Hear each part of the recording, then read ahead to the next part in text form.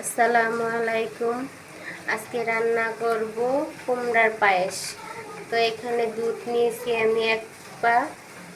তো এখন দিয়ে দিচ্ছি লং, তেজপাতা, দারচিনি। তো এখানে নিয়েছি বাদাম বাটা। ভালো মতো নাড়াচাড়া আমি মিক্স করে নিব দুধের সাথে বাদাম বাটাটা। তো মিক্স করা শেষ। এখন দিয়ে দিব চিনি আর লবণ এখানে।